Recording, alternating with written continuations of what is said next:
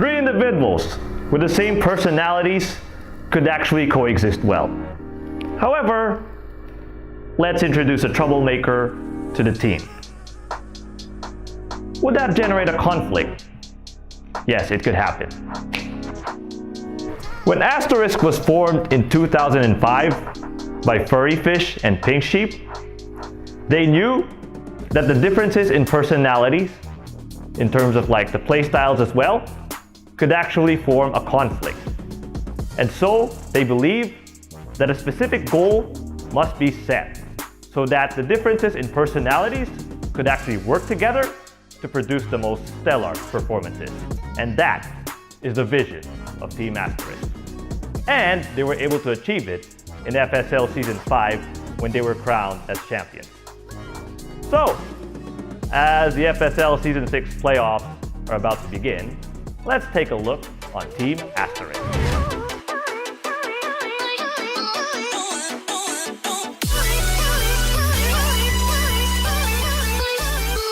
Hello everyone, and my name is Wonderdrift, and I'll be serving as your host for today's interview with Asterisk Magic herself. So, how are you doing, Magic? Hey, I'm doing good. How are you? Oh, I'm also doing great. I'm actually very excited for this interview. So, you just came from work, or? No, I came back about 3 hours ago. I was just trying to calibrate for them. Oh, you're I just. lost my stomach. Oh, you lost so many games? Ah, that's the other. Yeah. Yeah, I feel bad, losing games in calibration matches, especially if you're. The ones that matter the most. Yeah. Well, I hope your momentum is gonna increase, as the games progress. Yeah. And don't worry, I feel like you can actually achieve your previous rec before. All right? Yeah, I don't really mind what I calibrated at. Last time I calibrated at Ancient 5. Yeah. And, when they did the recalibration, where they gave I think some people extra points, they gave it to Divine 2, and then wow. I climbed up to Immortal in like less than 2 months. So wow. I was motivated, so. Oh my goodness, yeah. Congratulations indeed on your previous accomplishments. Hopefully you can carry that on. Alright, I guess we can proceed to the questions for the playoffs. So, okay. Last season, you played for Team EXO and managed to secure a third place finish. Before FSL Season 6 began, you joined the defending champions, Team Asterisk. So, what made you decide to leave EXO and join Asterisk? Before FSL 5 actually started, I didn't have a team, and I was looking for one.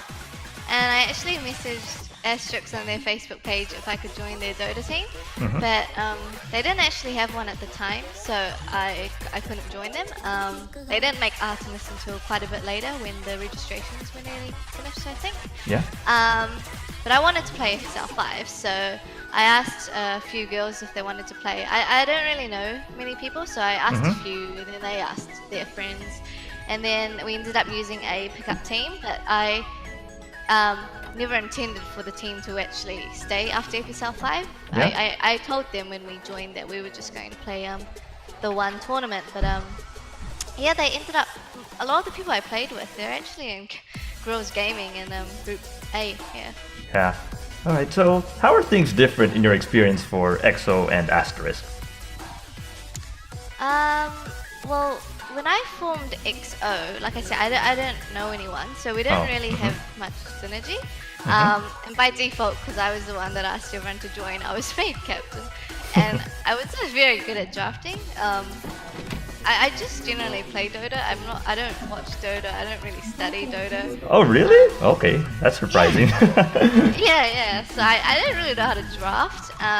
And halfway through the season, we switched drafters to Teeman. And when we switched drafters, we started doing a lot better. Whereas in Asterisk, Gia has been like a really great captain from the start. She captained Artemis to victory. She's captained, FSL all our games to victory. So, I think at that point we always had a really, clear captain, whereas in EXO we're a bit muddled. We didn't really play together, so it was harder, but like they were all really good players. We ended up coming third without even practicing or anything, so, I think that's really good. Yeah, I mean, I honestly agree that Gia is actually a very good captain and a very good drafter. based on what I see in the group stages, I mean, you're absolutely rampaging your ways on the way to the top. Okay, so since you live in New Zealand, and while the rest of the members of Asterisk live in Singapore, was it difficult for you to establish chemistry with the team? At the start, yeah. I was quite quiet. I didn't really ever talk in matches until I started knowing them better, because we have like our own little group chat that we talk in outside of Dota. And once we like started talking there more, then I started becoming on friendlier terms with them, and like the more we became friends, I think the better we became as teammates as well, because we could start having fun in games where you're just in lane and you're just joking around with your support and all that. So yeah. And were you given a chance to meet them in person? No. Well, kind of, because we did qualify for Flight of the Valkyries, the recent female tournament. Yeah. I couldn't take time off work though, and from New Zealand to Malaysia it's really expensive. So prize pool wasn't that big, so I don't know if I would have made much if I went. But yeah, they still came second, so I'm really proud of them. All right, yeah. All right. This season, you've dominated the group stages. You've remained undefeated. Well, I mean, you only suffered a loss from TNT Amazons in Game 1. Although, if you look at the overall tables, it's like wins and then only 1 draw and then 0 losses. And then, of course, you could have actually won that Game 1 against TNT Amazons. And I even tried to make an all-time FSL Season 6 Group B team. And to be honest, okay, I'm no bias, almost all would come from Asterisk. Yeah, I mean, I'm a bit confused like who should be my pos 4, because Gia's a good captain. I like her positioning. Skymio is actually a very good, she's also very good in terms of like her KDA as well. And of course there are also some other names I could think of who could actually go in the all-time groups, like there's Siberia, there's TNC's Gil, there's Team Freya's the Natividad siblings. But then I realized, based on your overall performance, I'd say most of them would actually come from Asterisk, so this actually makes you the clear favorites to win FSL Season 6, right? So, do you feel the pressure as the playoff rounds loom in? I think one of the things I really like about Asterisk is we don't really feel pressure. I think all 5 of our players are generally quite calm in terms of like personality. I've never actually had or seen us stress out over a game. I honestly think that helps us a lot. I think when you're intimidated by your opponents, you kind of play worse because you kind of fear them. Okay. I don't know. That's what for me. If I, for example, if I played mid and I was scared of the mid player, I just talked. Yeah. No, I think so. We haven't really been practicing, but all of us just play Dota like on a daily basis. So I think we're just gonna take it as it comes. Yeah. All right. So, what makes this team gel so well? I think it's all because we take Dota quite seriously. If we're gonna play competitive, we play to win. But we don't play to win to the extent that we get mad if we lose. If we lose, we're still a team. No one points fingers. No one tries to fault someone else, and I really like that on us. And I think one other thing that helps is all of us have a really good sense of humor. I don't know if you've ever been in our Discord calls in FSL, but the admins sure have. We just joke around a lot of the time.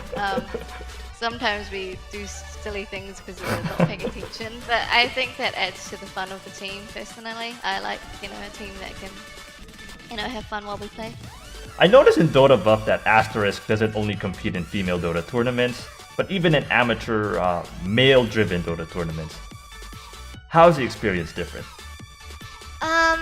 I think a lot of the male teams that do play, they're generally quite good. So the average skill level of the whole tournament is a lot higher, and I think that's really good practice for us because You know, we have a lot more difficulties in the game. You know, we have to try a lot harder. We have to think more, and I think because we don't scrim, so those tournaments are like a chance for us to play as five, because we don't get that chance often. So I think that those games are really good for us to build synergy. But yeah, other than that, we just take it the same as we take FSL. You know, we take the game seriously. We play to win. Yeah. I mean, to be honest, when I look at the Dota Buff website, I'm kind of impressed. Like, you mentioned that you never scrim. And then you're able to pull off some victories in these like amateur Dota tournaments. It's quite really impressive indeed. And why weren't you able to scrim? Like, don't you have like time with each other or? At the start, I kind of told them when I joined the team that I live in New Zealand and I work full time, and we're 5 hours different. So if we were to scrim, we'd have to do it, you know, in sea times, and I would have had to stay up really late. Oh yeah. Yeah. So it's probably my fault that we don't scrim. But yeah, I think the team's alright with it.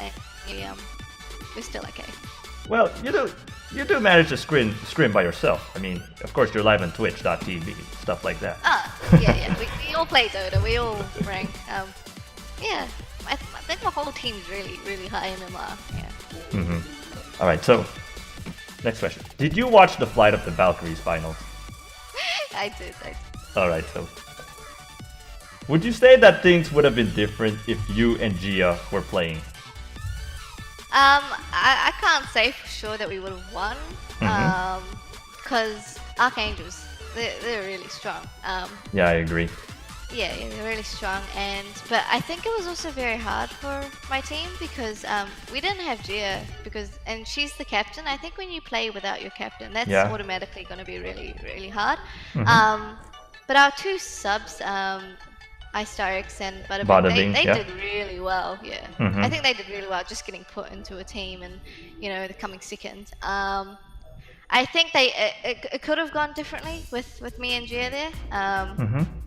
But, you know, I can't say for sure we would have won because I think in terms of skill, the teams would have just been around evenly matched. So yeah.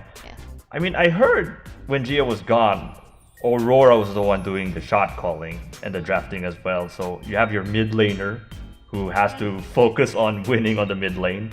And then all of a sudden she has to like, okay, I need someone to rotate. You need to go there, yada yada, put some wards, stuff like that. So it really puts a lot of pressure on her.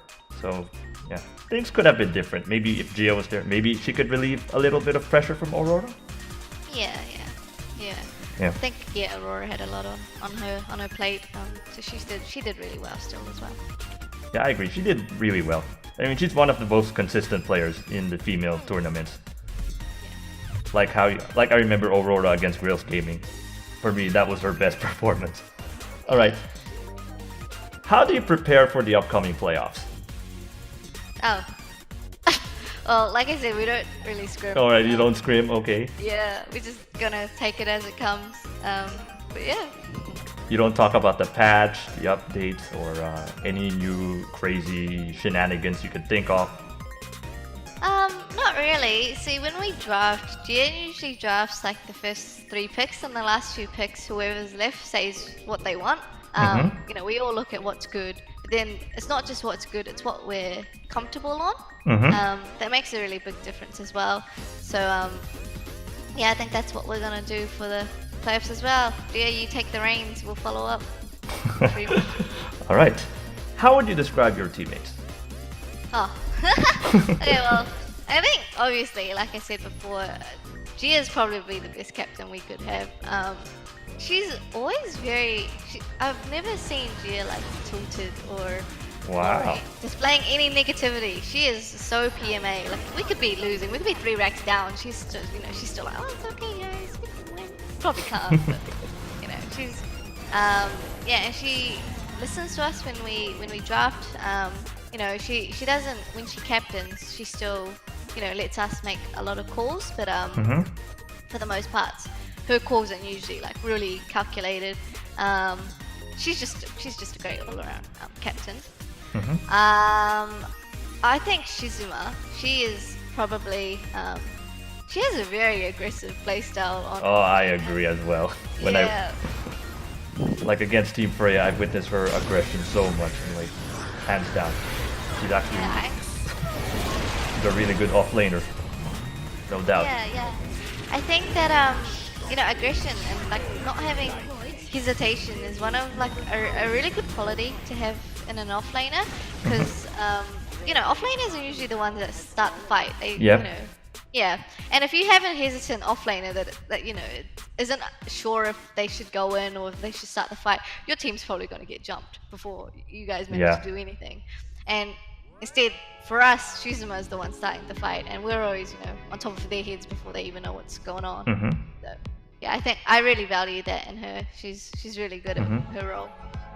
I think Aurora is probably one of the most raw, mechanically skilled players in this league. Like you said, she's very I've not seen her fail.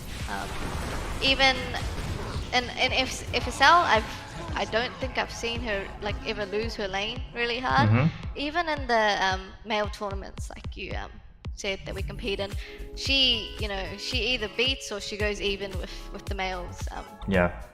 Even if she falls behind, she knows how to catch up. She's just, I think, probably one of the most skilled players. Kimchi, so my lane support, I think she's very good at her role. She's good at communicating what she does. A lot of the time, I'm just farming. Sometimes I just tunnel vision creeps, to be honest. And Kimchi always tells me what to do. She tells me in the lane when we're gonna go because Gia's ganking or because we can kill as us two. She tells me when she's pulling. That's always helpful. And then what I really appreciate is during mid and late game. I have a tendency to farm dangerously. I really just want creeps. And I'll just be like not watching my mini map at all, and I'll just hear in Discord, magic. It's always from Kim. I just hear like magic, and I'm like, oh my god. And then like I just panic and I TP home, and like it works because I was probably like about to get ganked, but she always pays attention to what I'm doing when I'm not paying attention to myself, and I like that in my support. They're telling me what to do, so I don't have to think. All right, last question. Who gets tilted a lot? I don't think any of us get tilted. Okay. I really don't think any of us get tilted. Probably me. Yeah, I think, like when like I said, when Kim screams out magic, I start panicking, and then for the next 5 minutes I'm like on edge, like, oh my god, I'm gonna get my name screamed at me again. Probably me, yeah. All right, best of luck in the upcoming FSL playoffs. That's all for today, Magic. Thank you so much. Thank you so much. All right, goodbye. Cheers.